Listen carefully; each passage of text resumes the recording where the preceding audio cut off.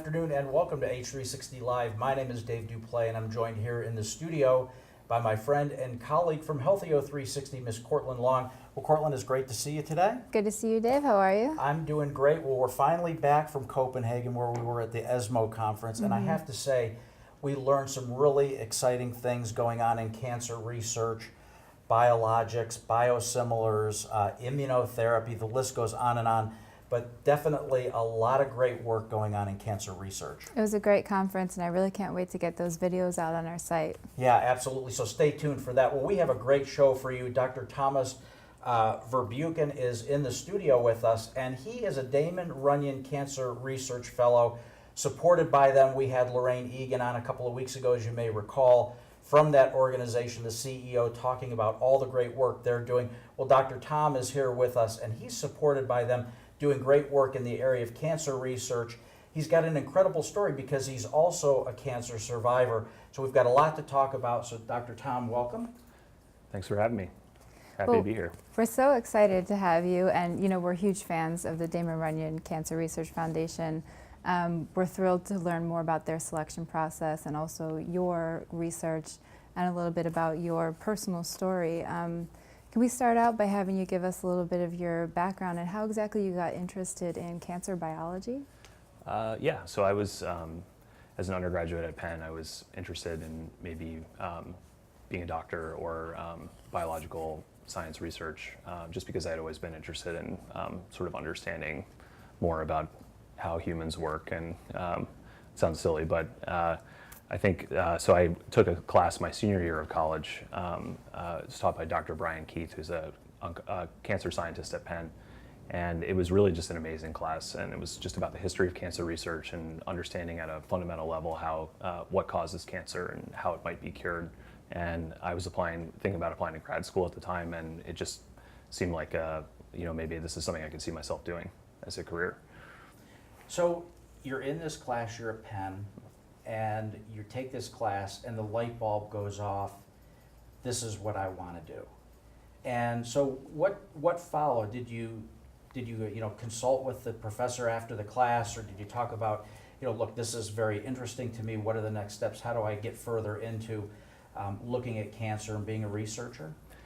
Yeah, I mean, so I had thought for a while about applying to a PhD program in, broadly speaking, the biological sciences, and so I had a good sense of what that involved. But I talked to Brian about it. I talked to my other undergraduate advisors, and it seemed like, hey, just go ahead and apply. And the good thing about cancer, so I ended up going to the cancer biology program at Stanford, and the good thing about that is it's a very broad program that covers a lot of different scientific disciplines, because essentially cancer is just cells in your body misbehaving, and so it's such a broad area that really very many things that you do to understand how cells work could be considered related to cancer.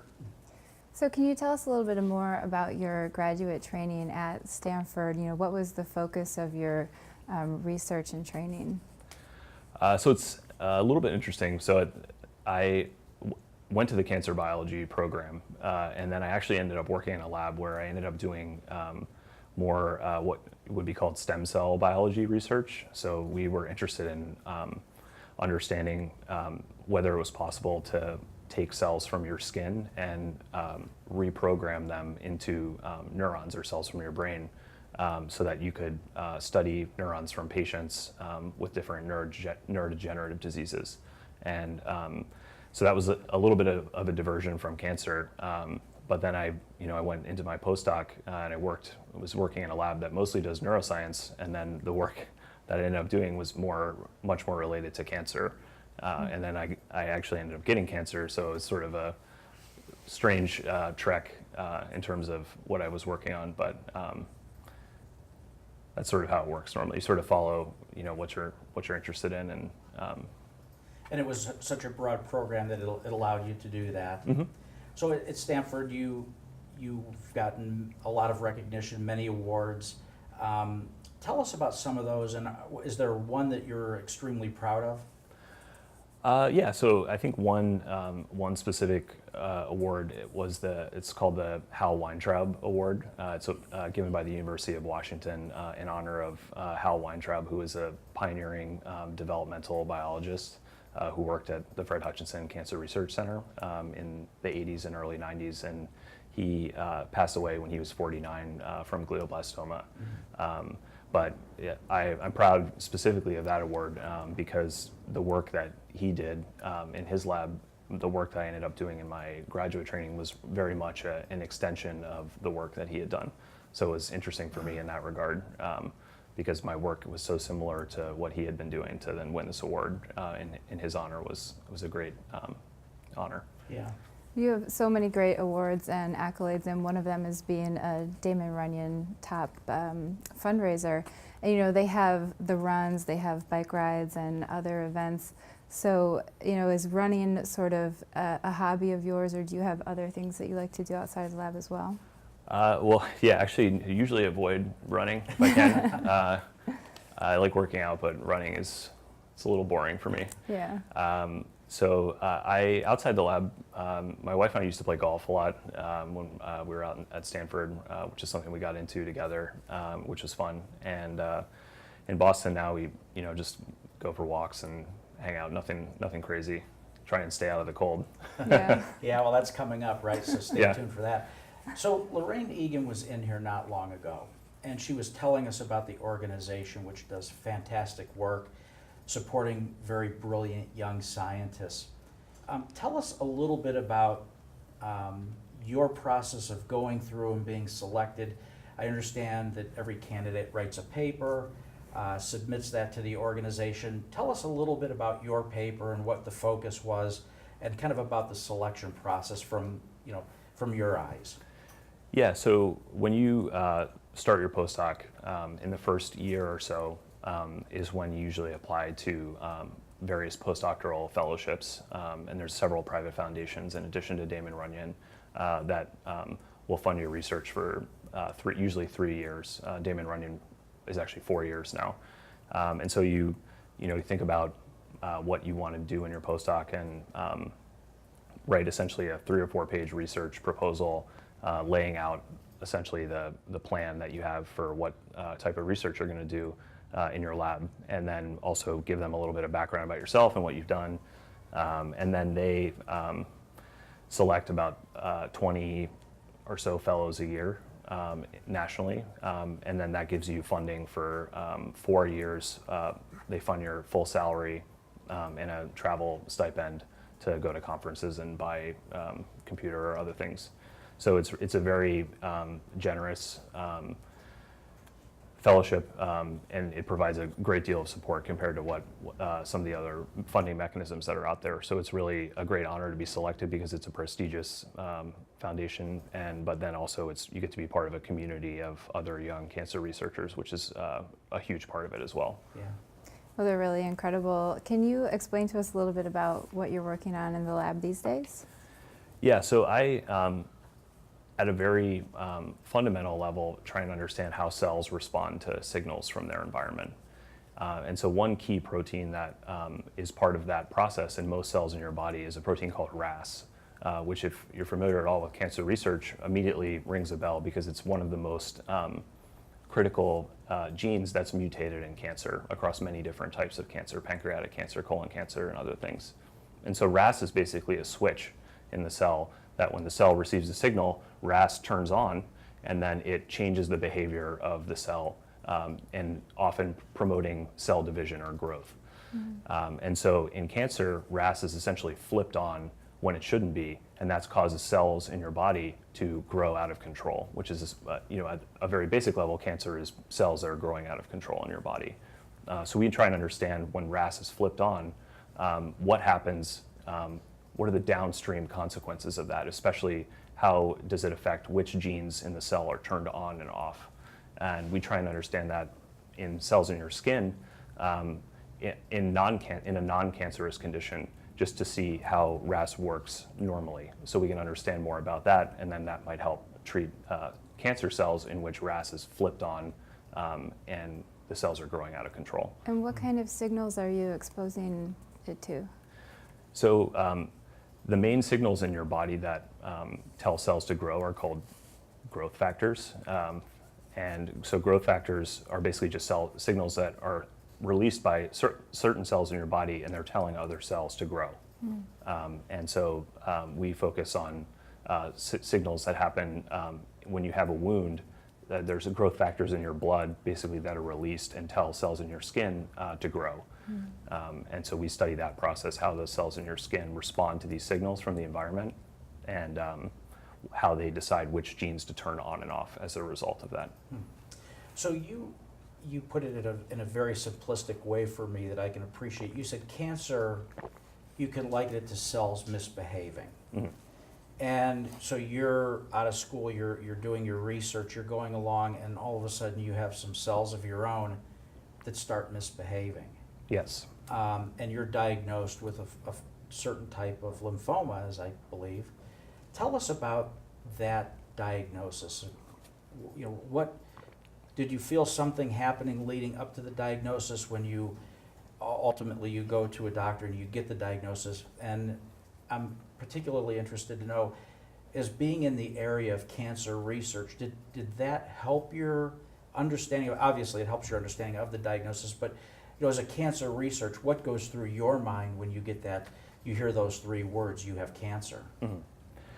Yeah, well, I mean, definitely leading up to the point when I initially realized something was wrong, when my lymph node in my neck was swollen to about the size of a golf ball.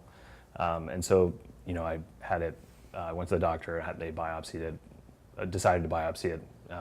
And, you know, there was a sort of a waiting period in there when they're examining the biopsy. And so, you know, I was told, you know, you have Burkitt lymphoma. And, you know, it had occurred to me that that was possible, not specifically Burkitt lymphoma, but, you know, a very enlarged lymph node is really kind of a telltale sign of lymphoma. So, so my initial thought was that being diagnosed with Burkitt's was really the worst possible outcome, and that would have been, of all the different types of lymphoma, one of the worst types to have. And, you know, luckily for me, that turned out not to be true, because it's actually one of the most curable forms, but it's known as being very aggressive.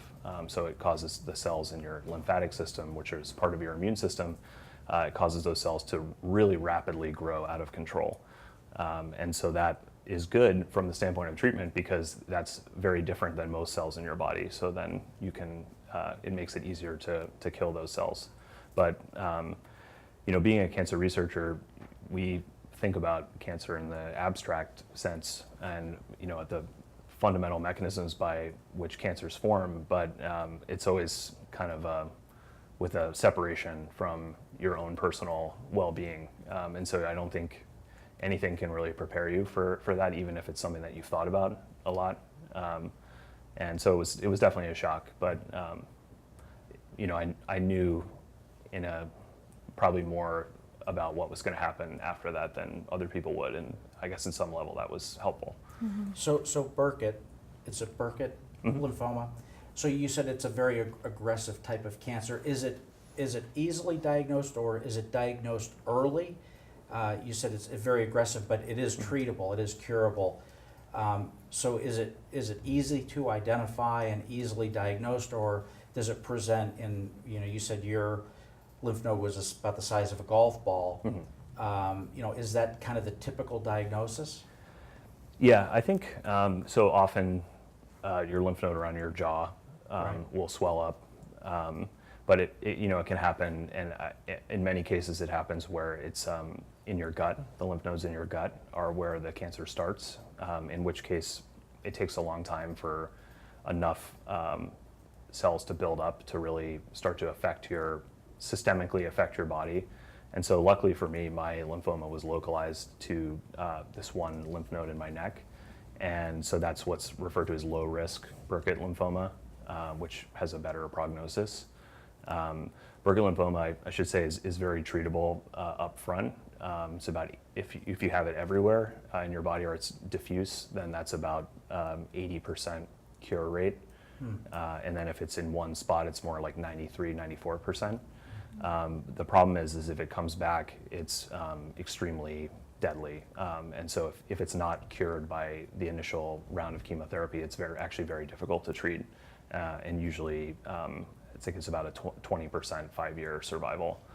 And so I had sort of an unusual situation happen, which is that I had low risk Burkitt lymphoma, which was a good thing. But then after my initial treatment, it actually, I had a relapse.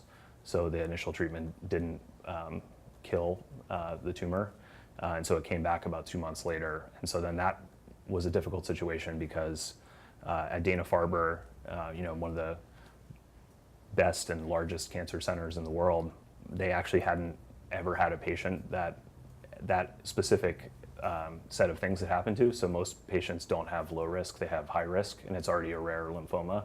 So, and then the cure rate is so high. So I was sort of a weird position because they didn't actually know what the right thing to do was. And so luckily they had consulted with the NIH where they're running a national Burkitt trial, and they had one other patient that this had happened to. And so I then had a downstream treatment, which included radiation, which is an unusual therapy for Burkitt lymphoma, but it had worked well for this other patient, so that was part of what they put me on. And Wow. that seems to have worked. I'm about 2 months now away from the official you're cured time, so it's normally about a year after your last relapse, because the tumor grows so quickly. If it was still around, it would have made itself apparent, usually by a year. And so, so things are going good now. Good. We're really happy to hear that. Can you go through us just, your total treatment regimen, chemotherapy, radiation, everything? Yeah, so I did basically what's the standard treatment for low risk Burkitt lymphoma, which is 3 cycles of chemotherapy. So that was called R-CODOX, was the technical name for that, or the acronym for that. And so that was spread out, 3 days of treatment, 1 week off, another 3 days of treatment, and then 2 weeks off. And then that's 1 cycle. So then I did that in the summer of 2015, between June and August. And then had about 2 months where things were good. And then I felt another small lump in my neck. It was about the size of a pea. So it took a few weeks to get the diagnosis for that again, although it seemed pretty clear what was going on. So then I had to do an additional 2 cycles of a stronger chemotherapy agent called IVAC. And so I was pretty nervous about what that was going to be like. That actually ended up being not as bad as the first one, at least in terms of the day-to-day. But that involved 6 days in the hospital for each cycle. And so that was just more boring than anything else. You don't want to be in the hospital for 6 days in a row. And so after that, then I would basically go to Brigham and Women's Hospital, which is just down the street from where I work at Harvard Medical School. So I would go there in the morning, and then they would do radiation on my neck and face area. And they just did that every day for 20 days straight.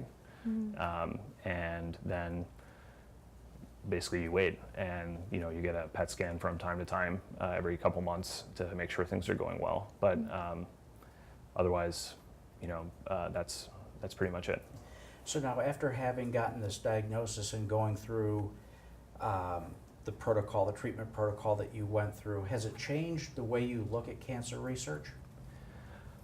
I think it has. I think more so than anything else, it's sort of reaffirmed something which I believed before I had cancer, but maybe I didn't realize quite why I believed it, which is that fundamentally the way that we ultimately overcome cancer is by understanding at a very deep level how cells work.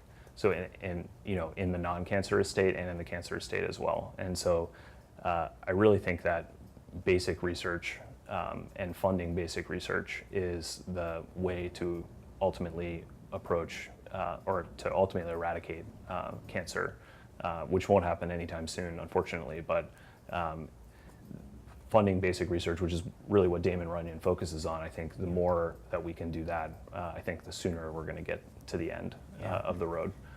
Well, there's certainly a big spotlight on cancer research now, right? With Vice President Joe Biden, Moonshot, his Cancer Moonshot Initiative, with a gentleman named Patrick Soon-Shiong, also, a Moonshot 2020, right, I believe, initiative going on. So there is a very intense spotlight on cancer research. And so, we're hopeful that we see great progress made in our lifetime, and I think we're heading in that direction. Absolutely. So you participate in the 5K every year?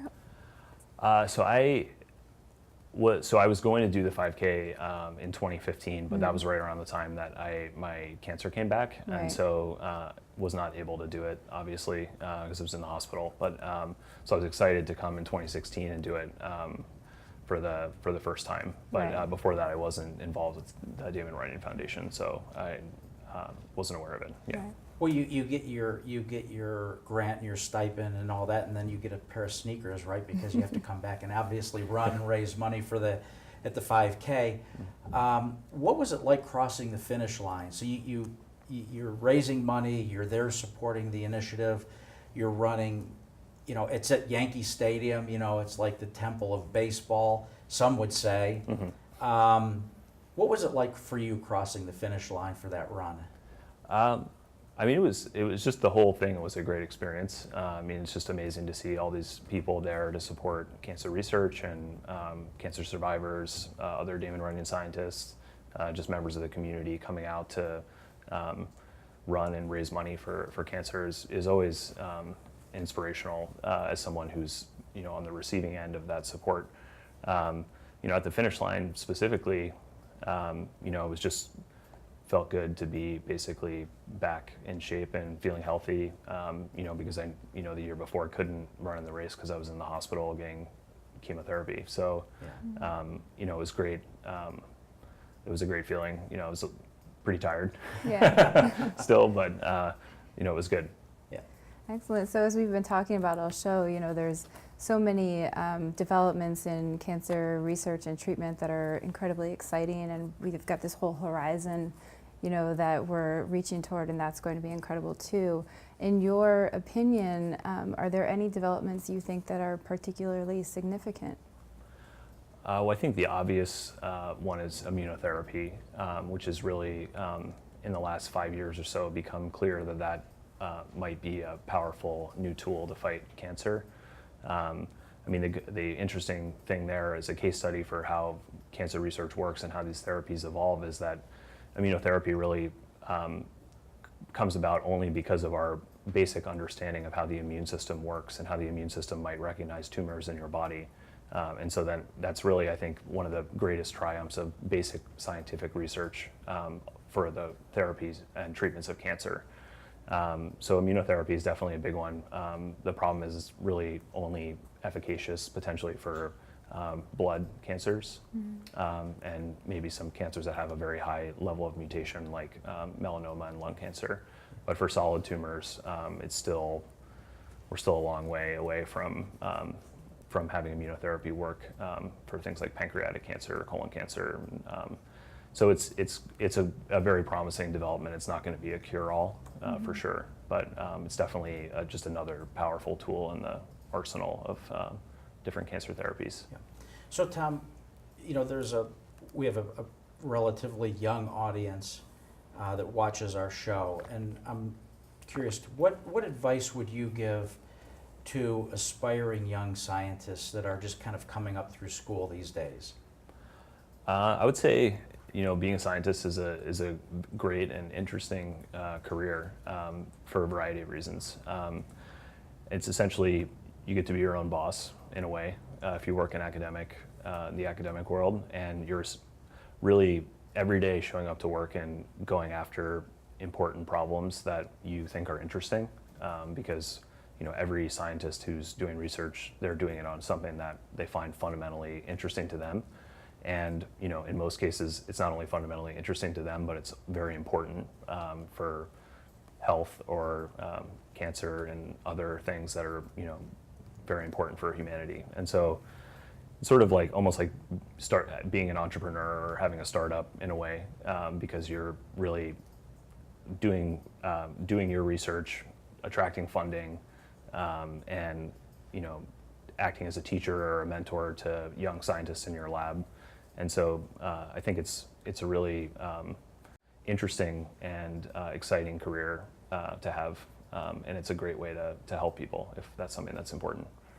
So I also have to ask, do you have any words of advice or encouragement for anyone who's been newly diagnosed with cancer? Yeah, I mean, everyone's situation is different, and there's no advice I think that you can give that would apply to everyone. But I mean, I would say, really focus on getting better and focus on your health, and if you have people in your life that can help you, lean on them for support, and because it's going to be difficult to do everything yourself, and so you have to sort of rely on your friends and your family to help you. And I think it's definitely a marathon. It's never going to be a sprint, and I mean that in a positive and a negative way, and that it's positive, and that from the day-to-day, on a day-to-day basis, it probably won't be nearly as bad as you might be imagining. But it is a long process, and so that's why I think it's important to have support from your family, and get Netflix. Don't be afraid to relax, and focus on your mental health and your well-being, because that's the most important thing is beating it. Yeah. You hit on a couple of important points here, and one I want to emphasize a little bit is the caregiver. And you say, rely on your friends, and I mean that they're there, they want to help, and we hear this so many times. The caregiver is really the unsung hero. We've had many cancer patients on the show saying, having cancer was the easy part. I look at the people around me who were caregivers for me, my family, my friends, who went out of their way and did all these extra things to make sure I was at my appointments on time, and I had meals cooked, or my kids were taken care of. And so it's really, really important to rely on that infrastructure as you're going through the process. The other thing is positivity. Having a positive outlook, and we hear this again many, many times over. The people that have sat in this chair and that we've interviewed that have gone through the journey saying keeping a positive attitude is so important as you're going through the journey, because keeping your spirits high, it's just natural, right? Yeah, no, it's super important. I mean, it can be hard. It's just because it's really, it's a day-to-day process of going through therapy and being at the hospital, but it's a long process too. And so if anything, after a while, you kind of fall into a rhythm of just like anything else. It seems weird to say, but you're going to the hospital, getting chemotherapy. It turns into your daily routine in a way. Yeah. And so just like anything else, I mean, I think if you're positive about it and kind of just take everything day by day and just have kind of a good outlook on the whole situation, I think that is invaluable. Yeah. Well, Tom, where can we find out more about the research you're working on today, and what you are going to be working on in the future? So I have a little profile on the Damon Runyon website. I'm on Twitter, so I mostly retweet things from time to time, but I am available to contact there. And over the next couple of years, hopefully we'll be starting my own lab, and that'll have a more involved website and description of the work that I'm doing. Yeah. Awesome. Well, thanks for coming in. I really appreciate it, and I look forward to staying in touch and hearing more about your research. So thank you once again for making the trip down from Boston to be with us today. I'd like to thank our viewers for tuning in, and I'd like to thank our sponsors for making this all possible. Remember, all of our episodes can be viewed on demand at healthyo360.com, and our podcast can always be found in the iTunes Store. Well, we love social media, and we're all over Facebook, Instagram, Twitter, and Pinterest, using the hashtag #RealStories when posting, and we'd greatly appreciate it if you would do the same. On behalf of Dave Duplay, myself, and the entire Healthyo360 family, We'd like to thank you again for joining us today, and we look forward to seeing you again next week when we're chatting with Casey Snyder of HDSA. I never had so much love.